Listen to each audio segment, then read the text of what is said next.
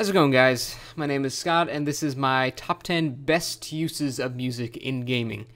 And what I mean by that is not necessarily the best songs ever made, it's more of how effective the songs are in the actual game, and whether they invoke emotions or mood changes or just memorable experiences or something like that. It's the best way that they're used. Unfortunately, I have not played every game ever made, though, namely these ones right here. I kind of wish I have, but I have not. I've heard they have really good music, but I can't put them in my list because I have not heard them before, so don't yell at me because I know I've heard that they do have incredibly good music, but I'm going with my personal favorites, not all of them in general. So without further ado, here you go.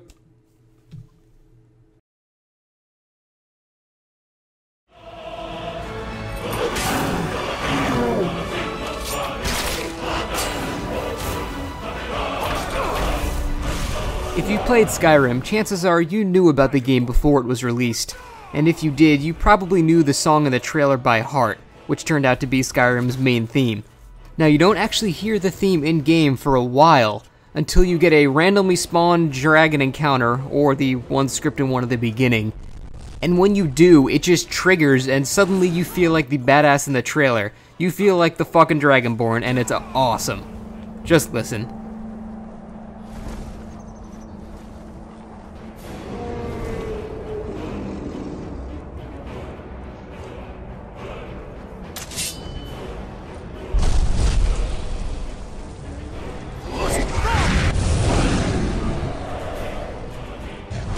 That is literally exactly what happens in the trailer, and it's just a random encounter.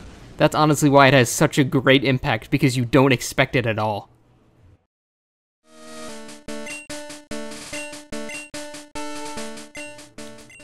I don't have to explain to you why Pokemon is amazing, but I think we can all agree that it is a little repetitive, and especially with Red and Blue, with the very, very limited assets and space they had to work with. There are only, 3 real main battle songs in the entire game. One for random trainers, one for gyms, and then this one. This theme, honestly, I don't know why. It's harder to explain than the other ones, but it just is... It was so epic. I was in 3rd grade when I actually got to the end of the game. And when I heard this theme, it had its own unique theme, first of all. Even the Elite Four didn't have their own unique themes, but this one did, so you knew shit was about to go down. And when it did, it was just, oh god, I remember being so unbelievably just stoked when I was doing that final battle, and I have pretty much the music entirely to thank for it.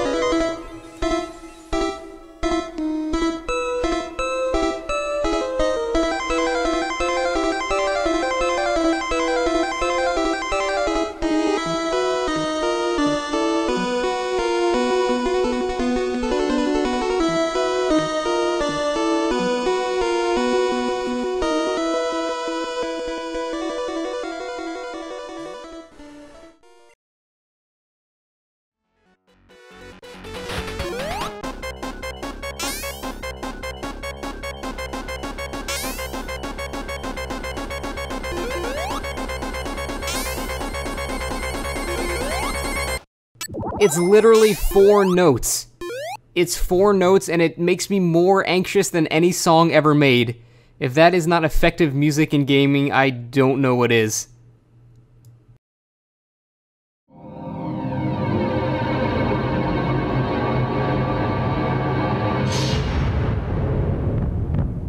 Yeah, it's overrated. Yeah, it's Aerith dying. We've all seen it. You probably knew it was going to be on the list, but I just had to. Not because the theme itself is so good, but because of the very unique thing that they did when Aerith actually dies. Normally in Final Fantasy VII, there's a pretty badass boss theme with a guitar and everything, but after Aerith is killed, her sad theme doesn't stop. It just keeps going, and then you have to fight a boss. And that was kind of the first time I ever saw something like that, where they actually made the music from a scene linger into the boss fight. And it just made the whole fight, like... It's hard to describe it. It made it so... It almost seemed pointless. She was already dead, like, why are we even fighting? But it really just nailed the whole sadness thing home, and yeah, it's overrated, but it's talked about a lot for a reason, and it's because it's one of the best uses of music in a game.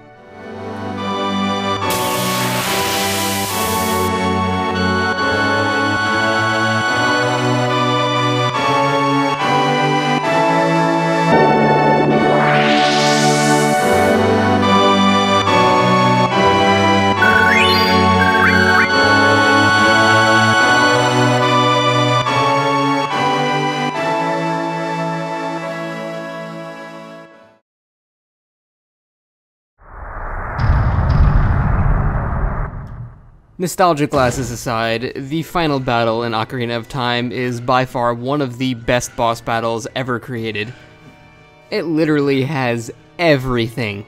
First of all, you don't even know what's coming. There's a ring of fire, there's lightning in the background, there's a damsel who cries out every time you get hit. It's just so cinematic for a 90s game. I don't even understand how they thought of doing it at the time. And then you have the music, which is this amazing combination of kind of like a desperation tone, and then it also has like a sense of hope in it too. It's just, it gets you so pumped up. There's a choir. It's just the most epic thing when you were a kid. If you heard that, nothing could even come close to that final moment in Zelda.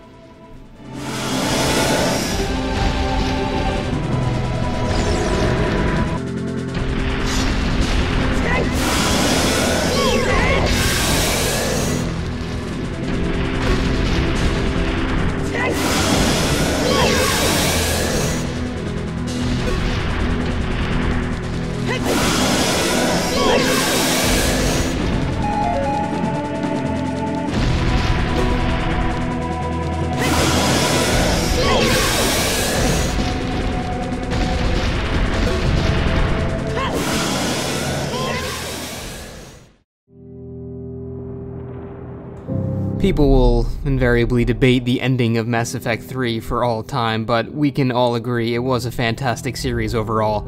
And my god, the music at the end of 3 was just so good, I didn't even care that the ending wasn't that great.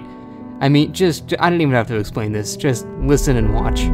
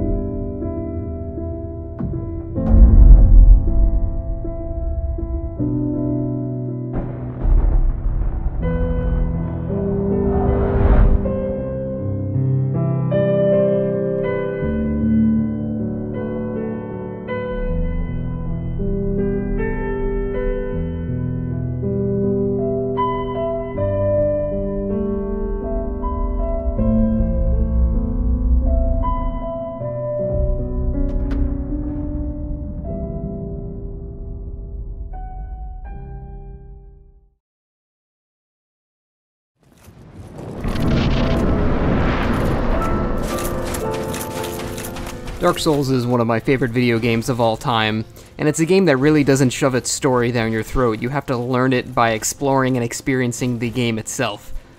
That being said, the final battle with Gwyn, the Lord of Cinder, is incredibly empowered by the music because of the fact that Gwyn, he used to be, basically, he was the Lord of Sunlight. Very, very powerful dude, I guess I'll say.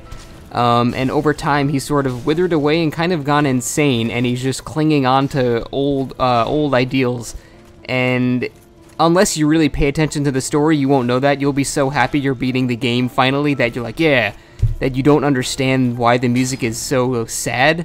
But when you actually understand the story, it's an incredibly depressing boss battle, but it's all the more memorable because of it.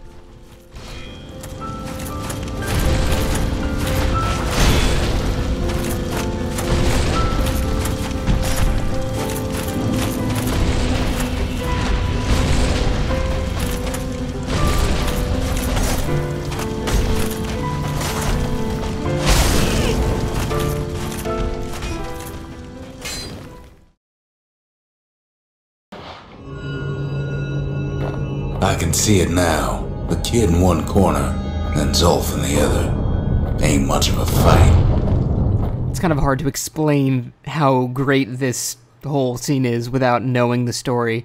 So kind of without spoiling anything, I'll basically say you're given an option to save somebody who is a very tragic character, but he also betrayed you, or just leave him behind. And if you take him with you and decide to save him, you're treated with his theme, which is just very upsetting when you listen to the lyrics. And if you know the backstory of the character, he's been through a lot of shit, and he just thought he was doing the right thing.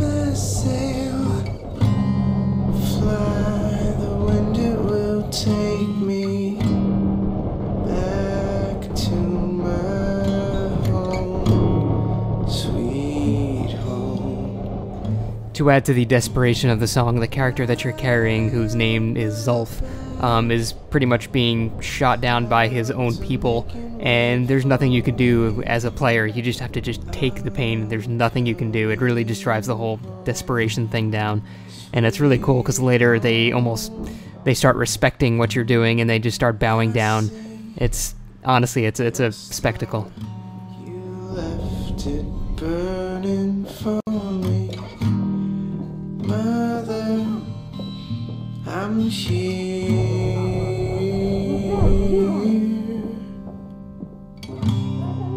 Eyes open wide, feel your heart and it's glowing. Kid's probably dealt with Zulf by now.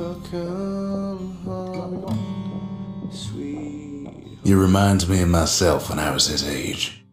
I ever tell you about those days? Yeah, I killed my first Colossus. I'm so cool. Yeah. What? Why is this sad? What? Why do I feel sad all of a sudden? Was I supposed to kill this? Am I just mindlessly murdering things? Shadow of the Colossus literally makes you feel like an asshole with 40 seconds of music. It changes the entire way you think about the game. Before, you felt so just badass felling these giants, and then after you kill them, you're greeted with this incredibly sad and somber song, no victory fanfare or anything like that. And then you start thinking, am I a dick? Was I supposed to kill that guy? The entire game makes you feel worse and worse for killing these things who are really just kind of minding their own business, and then you come in there and just ruin their day. A game that can really just make you feel like the worst person alive, solely with 40 seconds of music, is definitely effectively using their own music.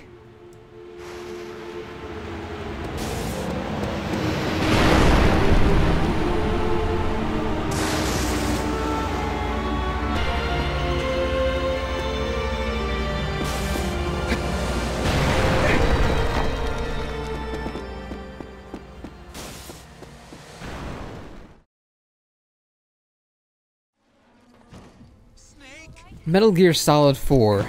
The love theme in the microwave hallway. Good God. If this is not the most cinematic thing I've ever seen in a video game, and I have seen The Last of Us. So for people who have never played the Metal Gear series, I hate you, but also some context. Basically, the protagonist here, Solid Snake, is I guess I could say, an old war veteran. He's been through an insurmountable, just ridiculous amount of bullshit, and he's so close to the end of basically his entire series, and he needs to get to this room that's on the opposite side of a microwave-radiated hallway, just because fuck you, Snake. It's just so unbelievably painful to watch this, and it's not just a cutscene on the top, you're being forced as a player to make him crawl through this. The juxtaposition of all the bad shit going on top, too, Mei Ling getting wrecked by Metal Gear rays, Johnny and Meryl getting shot out the ass, Raiden's completely surrounded. Goddamn, even Campbell and Rose are crying it out. It's just so painful to watch. And then this theme just makes it so much better. It's just a voice and very few instruments, but it's just incredibly powerful.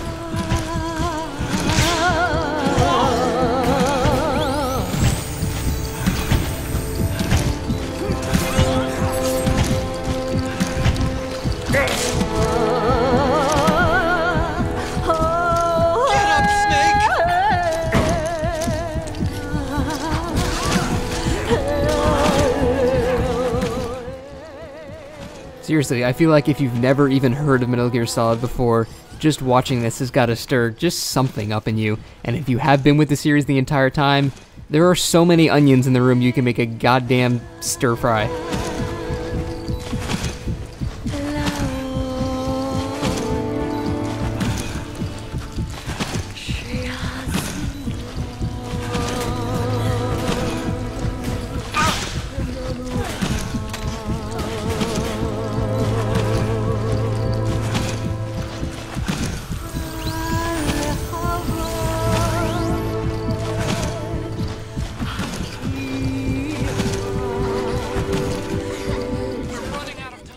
And it's not actually until you reach the end that you realize the song actually perfectly fits with the entire scene and fades out as soon as it ends.